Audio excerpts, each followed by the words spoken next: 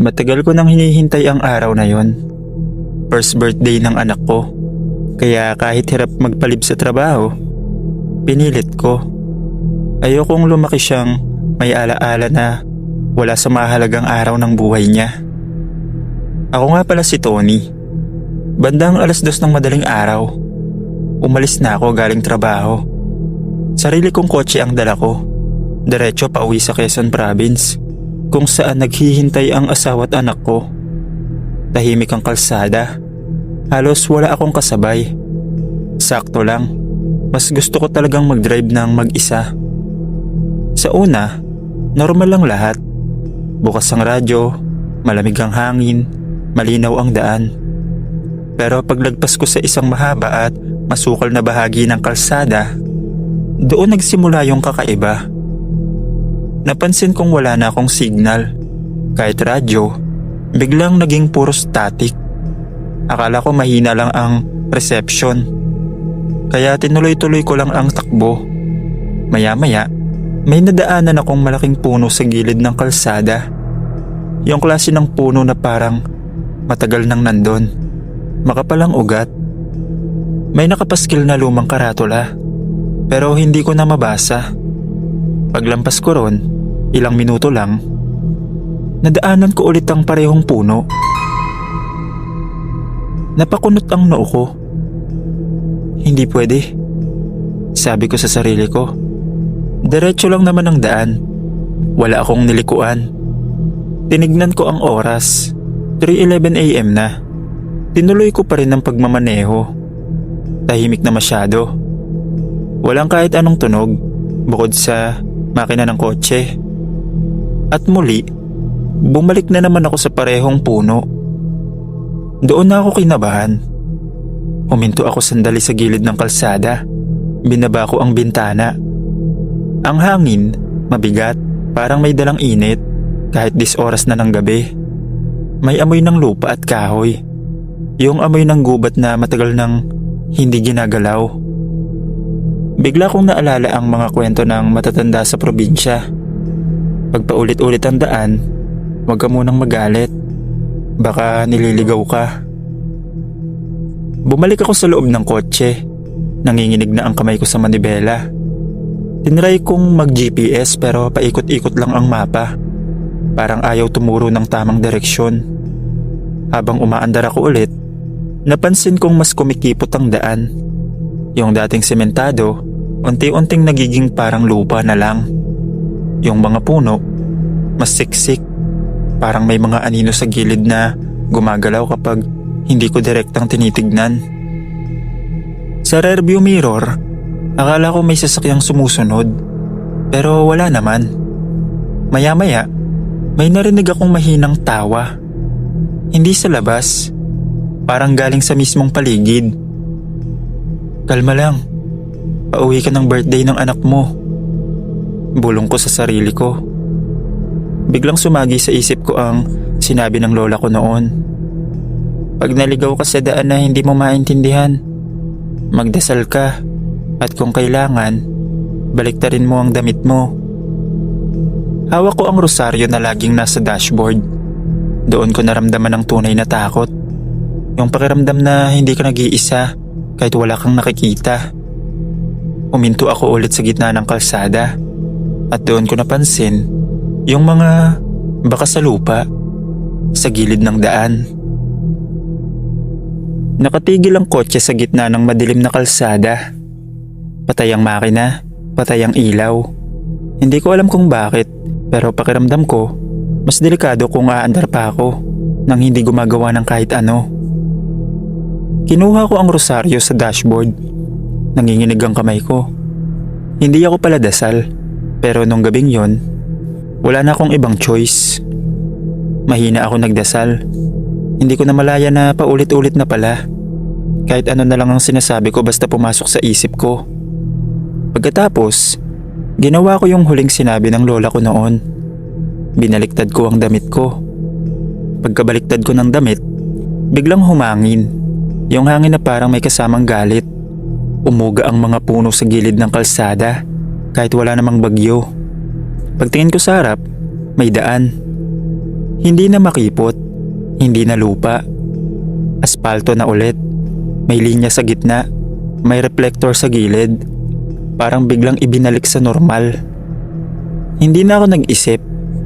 Binuksan ko ang kotse at mabilis na umalis.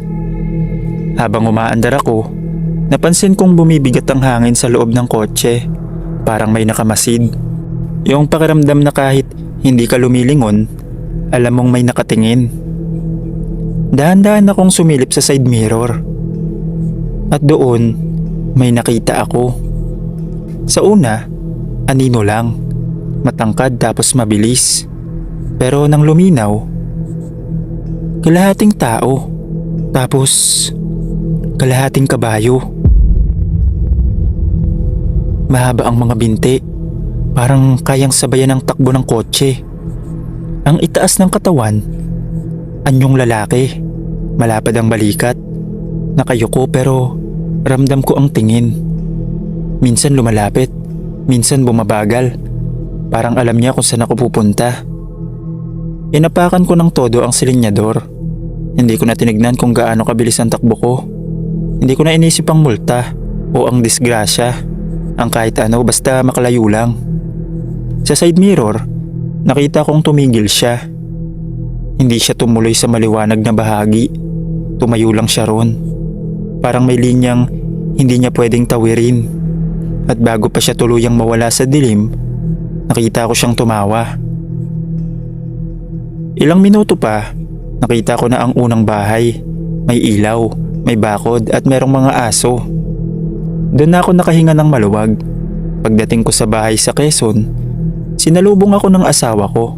Karga niya ang anak namin, tulog na. Hinalikan ko yung noo ng bata. Doon ko lang naramdaman na ligtas na talaga ako. Kinabukasan, tinanong ko ang biyanan ko tungkol sa dinaanan kong lugar. Kakaiba talaga yung kalsada na yan. Madaming naliligaw dyan.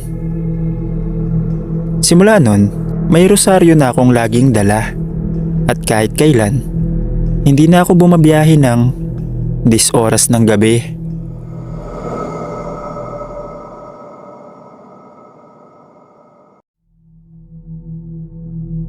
Akala ko noon, overhype lang ang Kagsawa Ruins. Lagi ko kasing nakikita sa Facebook, mga couple na nakangiti, solo traveler na nakapost sa harap ng simbahang nawasak. Tapos sa likod, ang perpektong hugis ng Mayon Volcano. Maganda, Instagrammable. Tawagin niyo na lang po akong Abby. Nung pumunta ako sa Albay, sinama ko talaga siya sa plano ko. Araw pa lang, bandang 3:00 ng hapon. Mainit pero presko ang hangin. May mga nagtitinda ng souvenir, halo-halo tapos mga keychain. Normal, wala namang kakaiba. Pero mula pa lang pagbaba ko ng sasakyan, may pakiramdam na kakaiba. Hindi siya takot agad, parang lungkot na may kasamang pananahimik. Yung tipong kahit maraming tao, parang may bahagi ng lugar na ayaw kang pansinin. Naglibot muna ako, kuha ng pictures, lumapit ako sa mismong guho ng kampanaryo, yung natira na lang ng simbahan na nilamon ng abo. Habang tinitignan ko yung pader, napansin ko yung mga uka sa bato. Hindi siya mukhang natural na bitak, para siyang bakas ng pagkakahawak. May tour guide na dumaan. Nagsasalita tungkol sa mga taong nagkubli sa simbahan noong pumutok ang Mayon, habang kinikwento niya kung paano sila tinabunan ng laba at abo. Bigla kong naamoy. Kandila. Hindi yung amoy sa simbahan ngayon, yung amoy ng matagal nang nauupos na kandila. Tumingin ako sa paligid. Wala namang altar, wala ring nagsisindi. Hinawakan ko yung bato. Mainit. Hindi dahil sa araw, iba yung init. Parang may init sa loob. Nag-selfie pa ako. Pero nung chinik ko yung litrato, may napansin ako. Sa bandang loob ng guho, may itim na anino na hindi ko matandaan na nakita ko kanina. Mukha siyang tao na nakatalikod. Akala ko refleksyon lang, Tinanggal ko sa isip ko. Bandang alas 5, umalis na karamihan ng turista. Yung lugar na kanina maingay, unti-unting tumahimik. Yung mga tindera, nagsisimula ng magligpit. Yung hangin, lumamig bigla. Doon ko narinig, tunog ng kampana, mahina lang. Tapos katahimikan. Alam kong imposible, wala nang kampana ang Kagsawa. Pero malinaw, hindi yun guni-guni.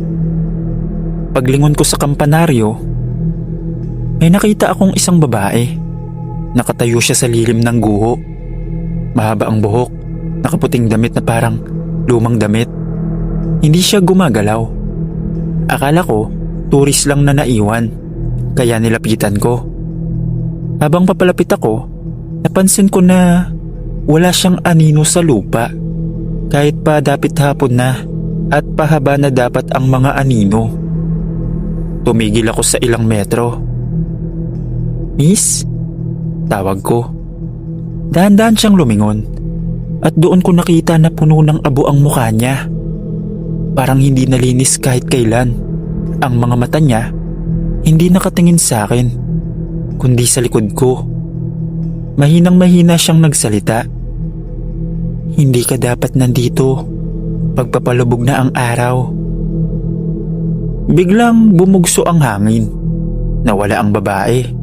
At sa likod ko, may naramdaman akong humawak sa balikat ko. Nang maramdaman ko yung kamay sa balikat ko, hindi ako agad nakatakbo. Nanigas ako. Hindi siya isang kamay lang, parang marami. Magkakapatong, mabibigat. Yung init nila, hindi normal. Parang galing sa ilalim ng lupa. Gusto kong sumigaw pero walang lumalabas na boses. Biglang may bumulong sa tenga ko. Hindi isa kundi marami. Magkakaiba ang tono. May matanda, may bata, may babae, may lalaki. Sabay-sabay silang nagsasalita pero iisa lang ang sinasabi. "Hindi pa tapos." Biglang bumigat ang paningin ko. Ang paligid ng Kagsawa nag-iba. Yung damo naging abo. Yung langit parang tinakpan ng usok. Yung mga turista na kanina lang nandun, wala na. Ako na lang. At ang kampanaryo. Napatingin ulit ako sa guho. At doon ko nakita ang totoong anyo ng loob. Hindi ito yung guho na pang picture. Nakita ko ang mga taong nakadikit sa pader. Parang bahagi na sila ng bato. May babaeng yakap ang sanggol. May lalaking nakaluhod. Parang nagdadasal pa rin. Ang mga bibig nila bukas pero walang tunog. At sa gitna nila, ang babaeng nakaputi. Lumapit siya. Ngayon ko lang napansin. Sunog ang laylayan ng damit niya. Parang tinupok ng abo. Huminto siya sa harap ko. "Namasyal ka? Pero kami naiwan." Biglang tumunog ulit ang kampana. Malakas na, parang nasa loob ng ulo ko. Napasigaw ako at doon ako nakawala. Tumakbo ko palabas ng guho. Hindi na tumingin pa. Habang tumatakbo, ramdam ko na parang may sumusunod. Hindi yapak kundi yung bigat sa hangin. Parang bawat takbang ko, may hinihila pabalik. Pagdating ko sa bukana, biglang bumalik ang ingay. May mga tendera na. Meron na ring tao. Parang wala nangyari. Napahinto ako. Hingal na hingal. Pawis na pawis kahit malamig na ang hangin. "Okay ka lang?" Tanong ng isang tendera. Tumango lang ako. Ayokong magsalita. Pagbalik ko sa tinutuluyan ko, doon ko lang nagawang buksan ulit ang phone ko.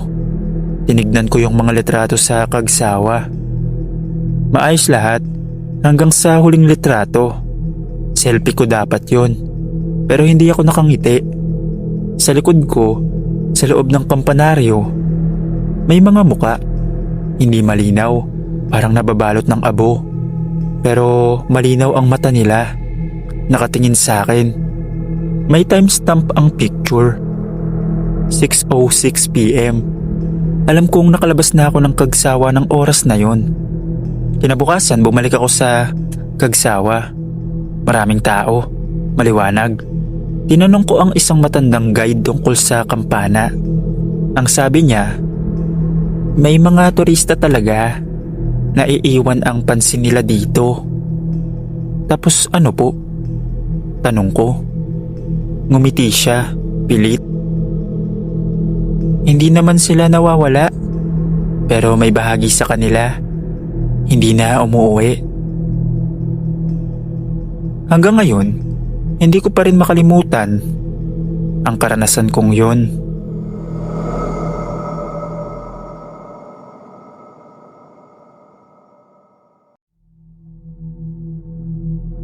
Grab driver na ako halos 7 taon. Sanay na ako sa kung ano-anong pasahero. Iba-ibang ugali. Minsan pa nga may mga galit pa. Kaya nung gabing yun, wala na dapat akong ikagulat pa. Bandang alas 11, alas 12 ng gabi. Nakapark ako sa gilid ng kalsada sa Marikina, malapit sa isang madilim na barangay road. Kakatapos lang ng ulan, basa ang kalsada, tahimik din ng paligid. May pumasok na booking. Marikina ang pick up, tapos ang drop off sa Antipolo. May note pa siya na nagmamadali. Medyo malayo, pero sakto pang last trip ko na sana. Pagdating ko sa pick up point, wala akong nakita agad. Walang bahay na maliwanag, walang tindahan. Tanging isang poste ng ilaw na kumikislap. Maya-maya, may kumatok sa bintana. Paglingon ko, may babae. Basa ang buhok, nakayuko ang ulo, nakaputing blouse at paldang parang luma na ang tela. Kuya, grab po? Mahina niyang tanong. Tumango ako at binuksan ang pinto sa likod. Pag-upo niya, doon ko napansin, umiiyak siya. Tahimik lang, pinipigilan ang hikbi. Yung luha lang na tuloy-tuloy ang nakikita ko. Ayos ka lang, miss? Tanong ko habang umaandar na kami. Tumango lang siya, hindi nagsalita. Tahimik ang biyahe sa umpisa. Paakyat na kami ng Antipolo. Habang tumatagal, mas nagiging makulimlim ang daan. Walang masyadong sasakyan, puro puno at bangin sa gilid. Maya-maya, nagsalita siya. Kuya, pwede po bang bagalan mo muna? Sige lang po. Wala naman po kayong hinahabol, di ba? Umiling siya. May iniiwan lang. Hindi ko maintindihan yung sinasabi niya. Pero biglang kumirot ang dibdib ko nung sinabi niya yon. Parang hindi normal ang lungkot sa boses niya. Hindi yung lungkot ng breakup o problema. Parang pamamaalam. Taga Antipolo ka po ba? Tanong ko ulit para lang mabasag ang katahimikan. Oo, matagal na. Napansin ko sa rearview mirror, hindi siya tumitingin sa akin. Sa bintana lang at kahit madilim sa labas, parang may tinitignan siya. Habang paakyat kami, napansin kong lumalamig ang loob ng kotse. Hindi ko binuksan ang aircon pero parang may malamig na hangin na biglang dumaan. Bigla siyang humikbi. Kuya, pag may mga tao bang biglang nawawala, naaalala pa rin po ba sila? Sabi niya ulit. Hindi ko alam ang isasagot ko. Oo naman. Hanggat may nagmamahal, hindi nawawala. Sabi ko. Tumahimik siya tapos bigla niyang sinabing, salamat po at sumakay ako. Doon ako kinabahan. Malapit na kami sa drop-off location. Isang bahagi ng Antipolo na madilim at tahimik. May lumang gate sa gilid ng kalsada, kaya huminto ako. Miss, nandito na po tayo. Walang sumagot. Paglingon ko sa likod, wala na siya. Bukas pa ang pinto. Walang bakas na bumaba siya. Nanlamig ang buong katawan ko. Bigla ko napansin, basang-basa ang upuan sa likod. Parang may nakaupo nga kanina. May bakas ng luha sa salamin. Tinignan ko pa ang app, pero wala palang booking na pumasok. Hindi ko alam kung ano yun nangyari kanina, na may pumasok na booking pero ngayon, wala. Kinabukasan, kinausap ko ang isang tricycle driver malapit sa lugar. Kwento ko anong nangyari. Kuya, alam mo ba, may babae talagang namatay dyan. Na aksidente pa uwi sana ng Antipolo. Umiiyak daw. Sabi niya. Simula noon, tuwing dadaan ako sa Marikina paggabi, hindi na ako tumatanggap ng booking na paakyat ng Antipolo, lalo na kapag maghahating gabi na.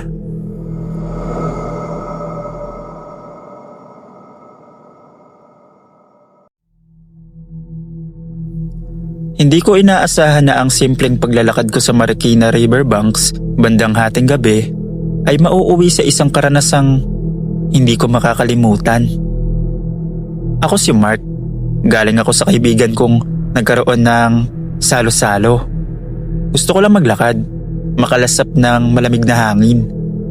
Tahimik ang paligid. Ilang ilaw lang ang umiilaw sa tulay at may hinang agos ng tubig sa ilog ang naririnig ko. Habang naglalakad ako sa gilid ng tulay, may napansin akong lalaki sa dulo ng tulay.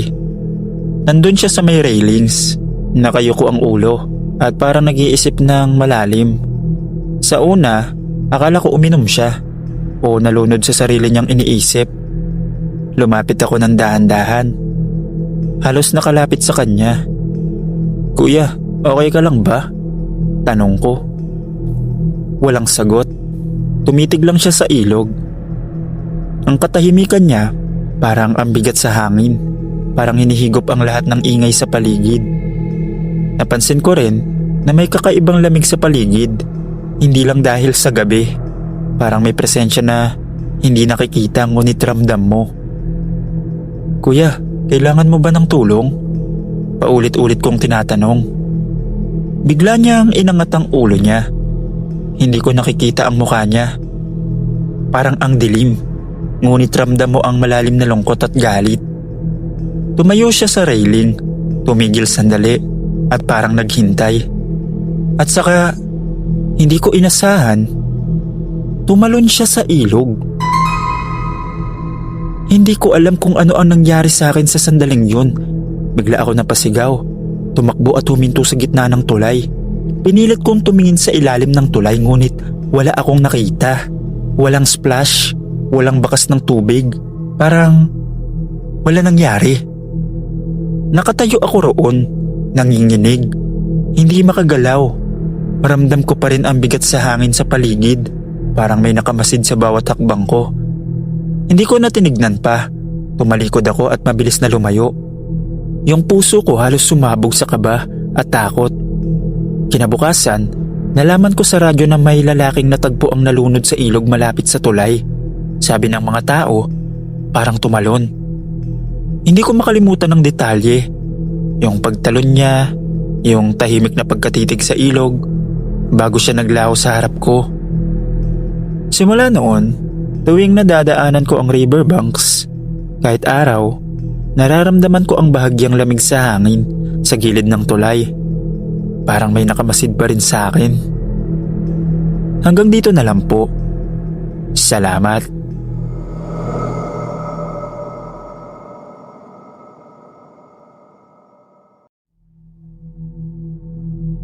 Magandang araw po, Sir Dave. Ikukwento ko lang ang nangyari sa pinsan ng kaibigan ko noong tag-ulan sa Bicol. Hanggang ngayon, kahit ilang taon na ang lumipas, sa tuwing naaalala ko ang detalye ng kwento niya, nanlalamig pa rin ako. Sabi niya, nagsimula ang lahat noong kinailangan niyang umuwi sa bayan nila sa may paahan ng bulkan para dalawin ng lola niya. Hapon na siya nakarating at makulimlim ang langit. Paliko na siya sa kalsadang papunta sa baryo nila at doon niya unang napansin na kakaiba ang paligid. Walang dumadaan na motor, walang bata sa gilid ng kalsada, kahit aso, wala. Tahimik at parang walang nakatira. Habang naglalakad siya, napansin niya ang makapal na hamog na unti-unting bumababa mula sa mga puno. Para bang gumagapang ito sa lupa at kumakalat. May dala siyang bag at flashlight, pero hindi niya ito binuksan dahil maaga pa naman at may liwanag pa. Habang papalapit siya sa lumang tulay, napansin niya ang mga dahong basa na parang may mga yapak ng paa. Hindi yapak ng bata, hindi rin pangkaraniwang paa. Malaki. Habang mas dinadagdagan niya ang tingin niya doon, mas lalo siyang kinakabahan. Kasi yung mga bakas, hindi pa tuyo, parang bagong-bago, at hindi pa humihinto ang mga patak ng tubig mula sa mga gilid nito. Pagdating niya sa tulay, napansin niyang makapalang dilim sa ilalim nito, parang hindi tugma sa oras. Tinignan niya ang langit, may kaunting liwanag pa, pero sa ilalim ng tulay ay parang madaling araw na. Naaamoy niya rin ang kakaibang amoy, hindi mabaho pero matapang. Kumbaga, amoy na parang lupa na nabuksan, nahalo sa lumang kahoy at basa na balat ng hayop. Binilisan niya ang lakad niya, pero habang papunta siya sa gitna ng tulay, biglang lumamig ang paligid. Hindi yung normal na lamig na galing sa ulan, parang humahapdi ang balat niya. Medyo nahirapan siyang huminga. Ramdam niya na parang may nakatingin sa kanya. Narinig niya ang tunog ng tubig sa ilog sa ilalim. Mabagal ang agos, pero ang tunog nito ay parang may humahalo. Para bang hindi lang tubig ang gumagalaw doon. May kumakaluskos pa mula sa mga puno sa dulo ng tulay. Para bang may mabigat na gumagalaw. Pagkalampas niya sa tulay, napansin niyang may isang lumang kubo sa gilid ng daan na hindi naman dapat naroon. Hindi niya yun natatandaan at mas lalo siyang kinabahan dahil ang bintana nito ay nakabukas ng bahagya at mula sa loob ay may tila kaunting anino na gumagalaw. Hindi tao ang kilos, dumudulas lang sa sahig. Pinilit niyang wag tignan at naglakad ng mas mabilis. Pero habang lumalayo siya, mas nararamdaman niya na parang sumusunod ang tingin ng kung ano man ang nasa loob ng kubo. Hindi niya marinig ang kahit anong yapak, pero ramdam niya ang bigat ng presensya nito. Pagdating niya sa mismong dulo ng kalsada, malapit sa mismong bahay ng lola niya, napansin niyang sumisikip ang dibdib niya. Hindi dahil sa pagod sa paglalakad, kundi dahil sa pakiramdam na parang may pumupuno sa hangin. Parang may nakatambay na delikadong bagay sa paligid. At habang papalapit siya sa bakuran ng lola niya, biglang may pumatak na malaking talsik ng tubig sa lupa sa harap niya kahit wala namang ulan. Pero hindi yun patak ng ulan. Yun ay isang unang palatandaan. Hindi niya alam na sa gabing yun, may susunod pa palang mas malala. Pagpasok niya ng bakuran, biglang tumigil ang hangin. Tahimik ang lugar at may mga patak ng basang tubig sa lupa na hindi galing sa ulan. Pagbukas niya ng pinto ng bahay ng lola niya, malamig na hangin ang sumalubong. Sa sahig, may makapal na trail ng basang bakas na parang hinila papasok sa kwarto. Habang sinusundan niya ito, mas lalong lumalakas ang amoy ng nabubulok na lupa. Paglapit niya sa pintuan ng kwarto, biglang umalog ang sahig. May gumapang sa ilalim, mabigat at mabagal. Pag-atras niya, may anino siyang nakita. Hindi ito tao, hindi rin hayop. Gumagalaw ito na parang pilipit at madikit. Narinig niya ang basang pagpatak nito papalapit. Kasabay nun, may malamig na hiningang dumampi sa batok niya. Parang may nakadikit na basang ilong sa likod niya. Hindi na siya lumingon. Tumakbo siya palabas ng bahay. Habang tumatakbo siya sa daan, rinig niya ang mabigat na kaluskos sa likod niya. Pero hindi mabilis. Parang hindi nagmamadali ang nilalang na yun. Pagdating niya sa tulay, biglang huminto ang lahat ng tunog. Pero mula sa ilalim, may mabagal na pag-angat ng tunog ng tubig. Parang may umaahon. Hindi niya na tinignan. Tumakbo siya palabas hanggang may mga ilaw na ulit.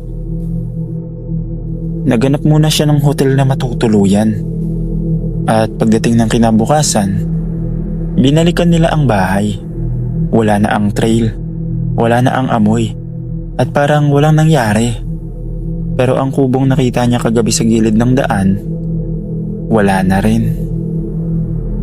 Nang makauwi siya sa bahay ng lola niya, nagtaka ito. Kasi ang sabi ng lola niya, hindi raw siya dumating kagabi. Kahit ang sabi niya, umuwi nga raw siya ron. Pero hindi naman daw talaga siya dumating, sabi ng lola niya. Hindi ko alam kung paniniwalaan ko yung kwento niya sa akin. Pero hanggang ngayon, pinipilit niya pa rin yun. Pero hindi ko na lang pinansin.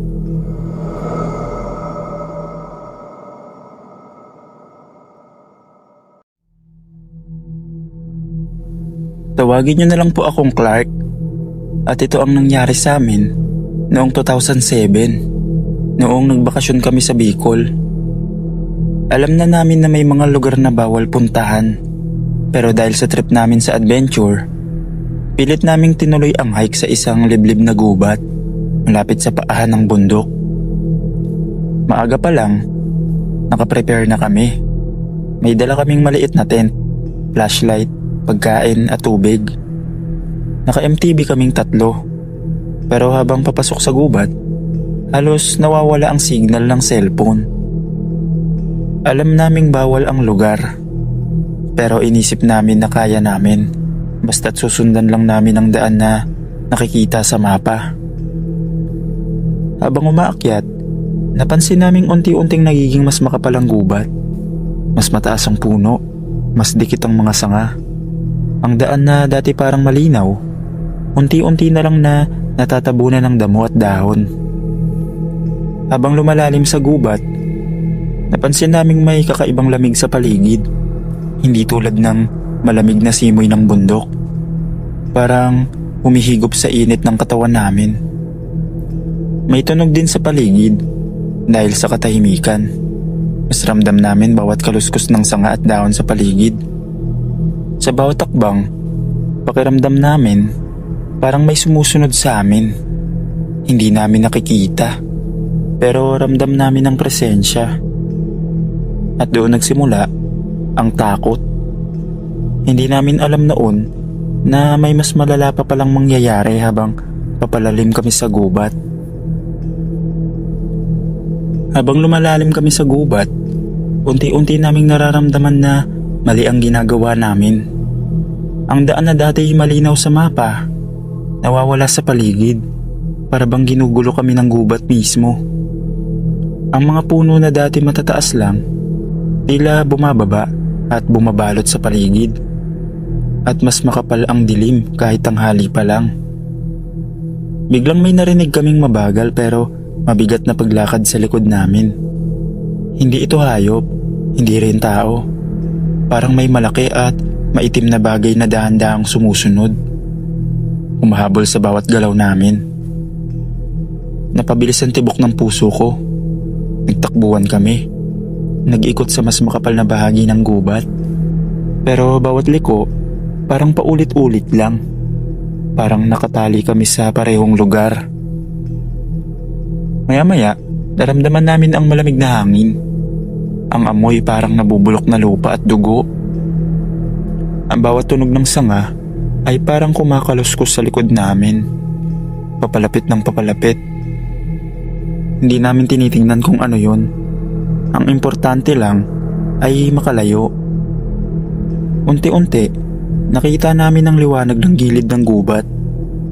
Ang tanging daan para makalabas doon. Tumakbo kami ng sabay-sabay. Huminga ng malalim at mabilis na tumakbo. Ramdam pa rin naming may humahabol sa amin. May sumusunod na hindi namin nakikita at hindi na namin pinansin. Paglabas namin sa gubat, ramdam namin na nagbago ang paligid. Ang lugar na dati normal, parang naging tahimik. Hindi na kami bumalik doon. Kahit na may mga kaibigan kaming nagtanong, sinabihan namin silang huwag na rin pumasok. Ang karanasan namin ay hindi basta makakalimutan. Ang takot ay nananatili sa katawan namin kahit ilang araw na ang lumipas.